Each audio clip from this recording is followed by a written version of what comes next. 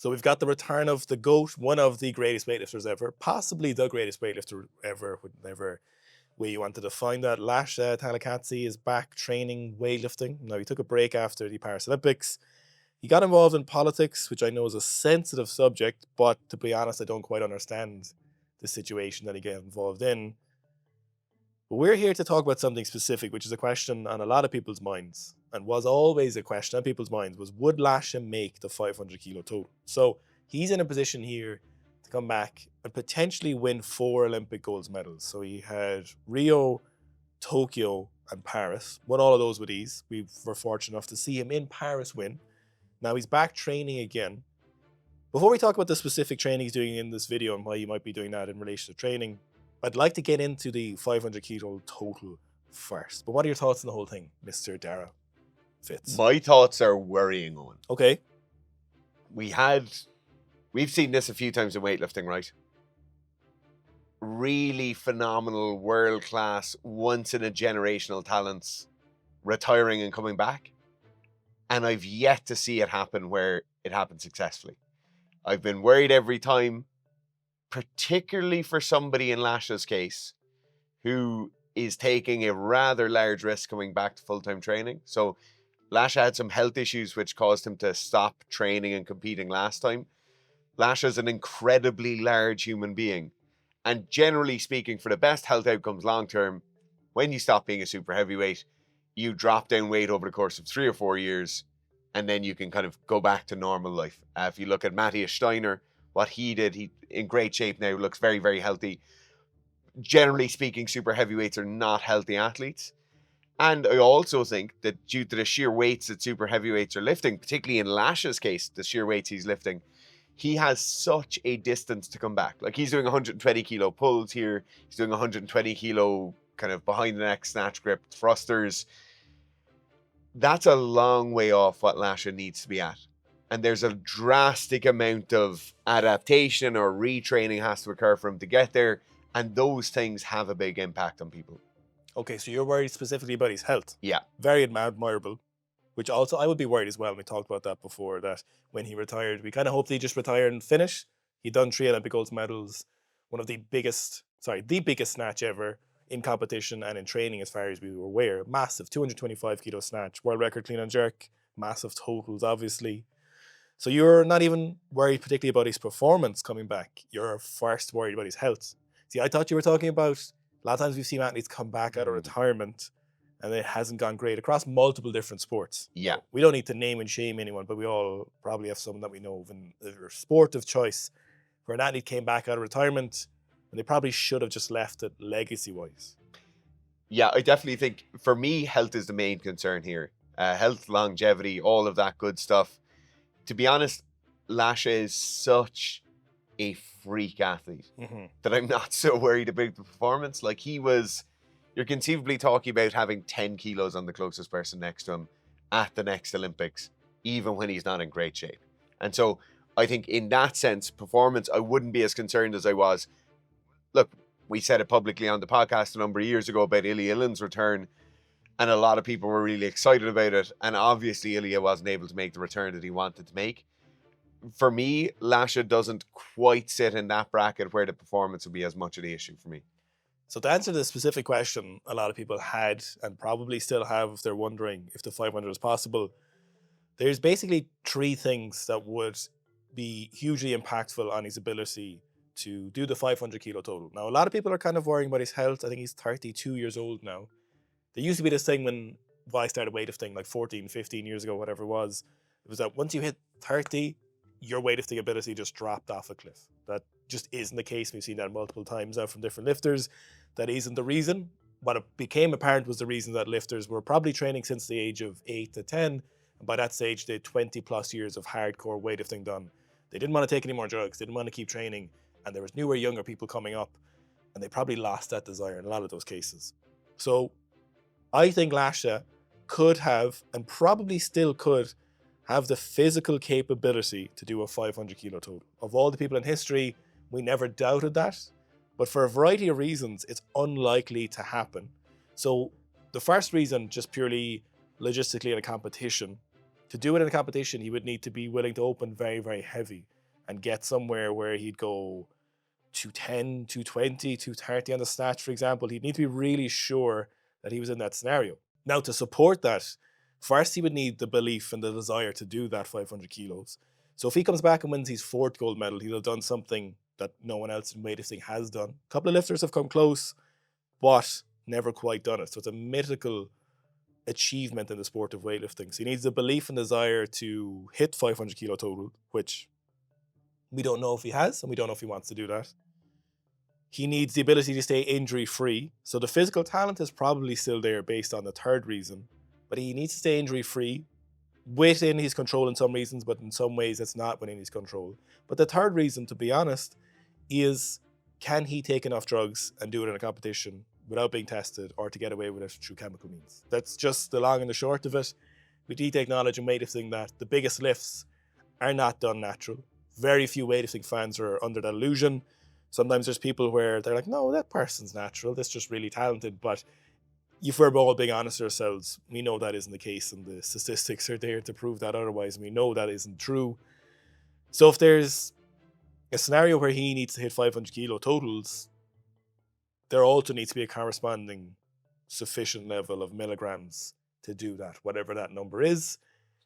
Being honest, it's probably not a small number, if we're honest with ourselves, and from the underground grey area information you might find out from different areas involved in weightlifting, the number for that kind of lifting just isn't, it's not a small number. It's not testosterone replacement therapy, if we're being honest ourselves. You're not just kind of sprinkling in a little bit here.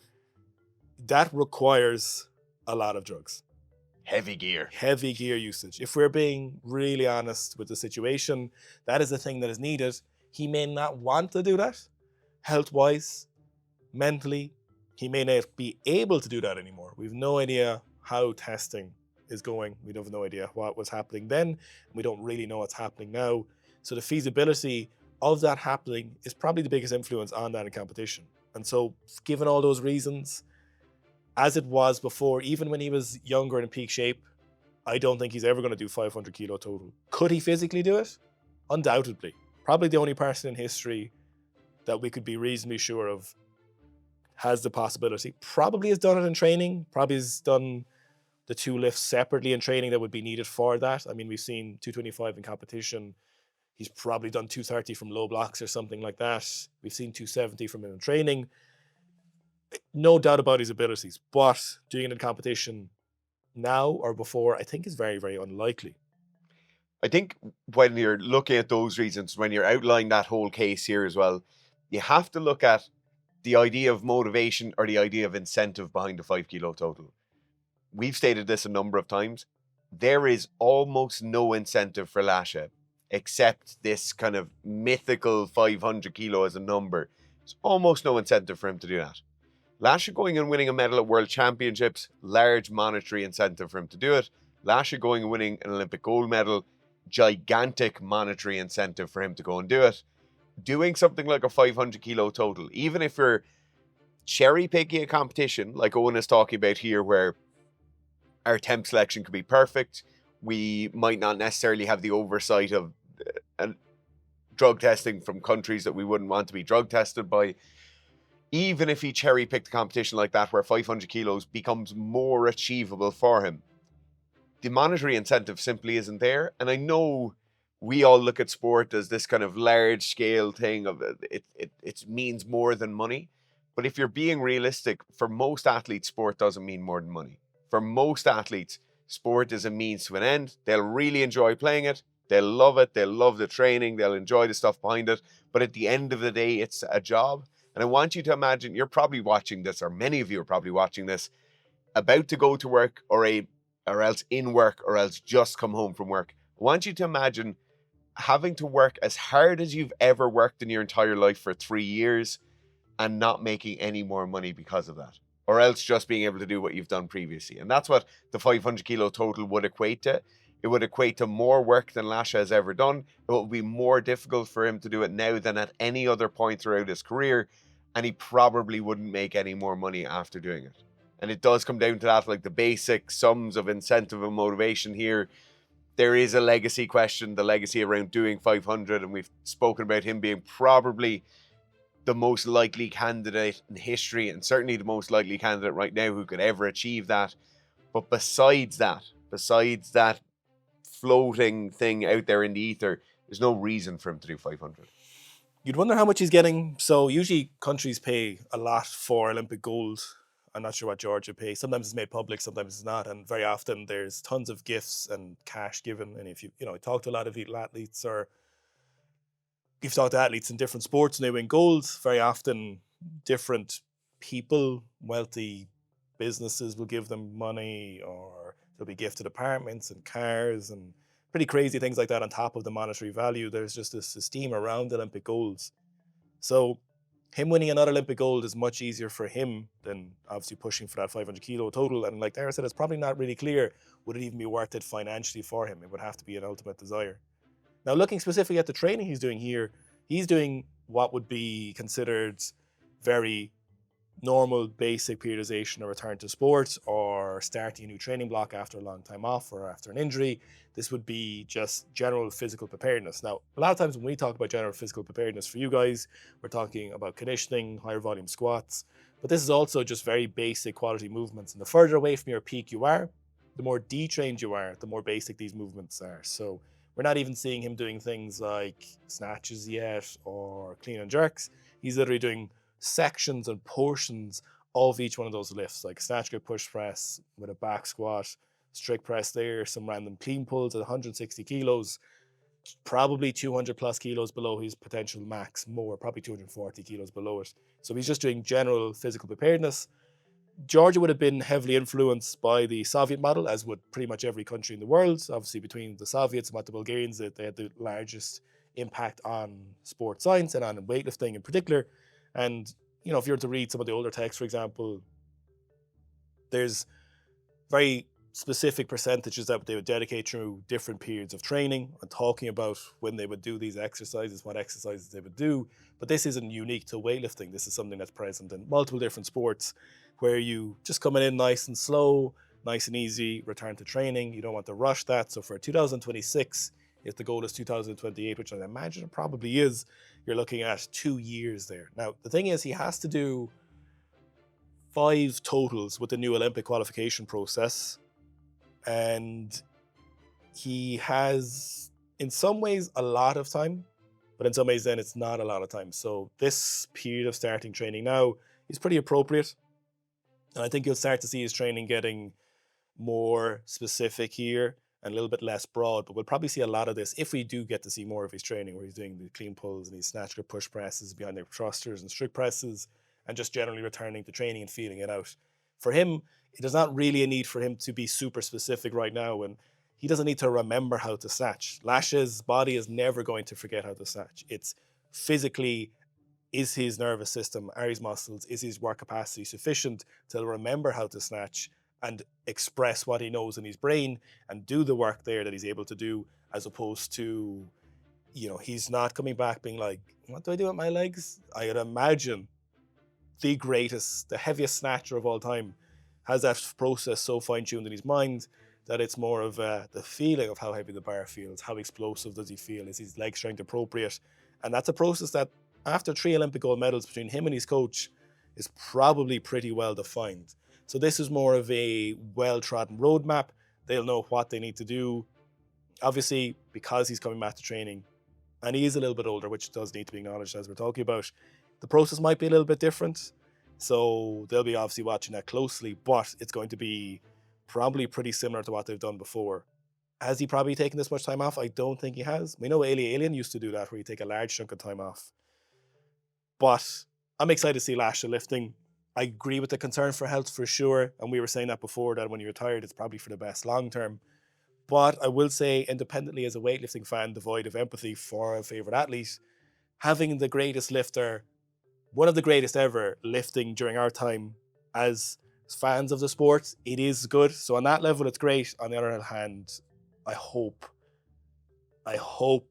it can be done as healthily as possible, and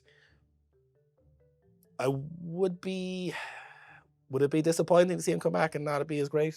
Yes, absolutely. Yeah. I think that's where the question comes up every time of legacy and people understanding when the right time to leave is. In elite sport, you either leave on your own terms, you get catastrophically injured and leave not on your own terms, or else you get pushed out because you're not good enough anymore. But what And, would and getting pushed out because you're not good enough is the worst of those three options. But he wouldn't be pushed out because he's not good enough. He would just be referenced to himself. So imagine him missing 205 kilo snatches. Yeah. Wouldn't that be awful? Wouldn't that be awful? Imagine that. But I think that's worst case scenario. It's not impossible. You're as good as your last competition, and in his last competition, he was the best in the world in the heaviest weight class. I was there. I saw it. In the sport of lifting weights, Mhm. he lifted the heaviest weights of everybody else lifting those big heavy We weights. saw it with our own eyes. We saw With it. our own eyes, we were there. We breathed in that air. Stupendous. Yeah. I hope he comes back and he's just casually doing 210, 250, and he's just beating everyone still. That's what I would like to see. I don't care about 500. I'm Do you actually want to put your cards on the table now, long term? Yeah. What do you think he's going to do? I think he can still do 215, 255. I think he can still do those if he needs to, and he can be facilitated. I think the heaviest we'll see in training is 205 in the snatch. And I don't think we'll see an Olympics. I'm going to put my cards on the table and say I don't even care about the 500 kilo total. I don't care about it in any way. In my brain, I know he's probably done it in training or could have done it. I'm more interested in the 4 Olympic golds. The thing is, when you think about that 500 kilo total, he could have hit that on a random Tuesday evening after already training in the morning. Mm. The total doesn't matter. Not to me. Medals in competition matter. Don't forget to check out the Sika Strength app on iOS and Android. One of the most supported apps in the world. There on the coach chat every day. You can message us directly. You can send in videos for technical feedback, whatever sport or activity or strength training you're doing. It's us on there Monday to Friday. You have access to it with your subscription. It's customer service to the max. We want to support you. It's not just released onto the app and go. We're here to facilitate your training journey, help you overcome any issues. It's actually stupendous. It's a great service. I'll say that myself. It's the best supported training app in the world. I'd say that.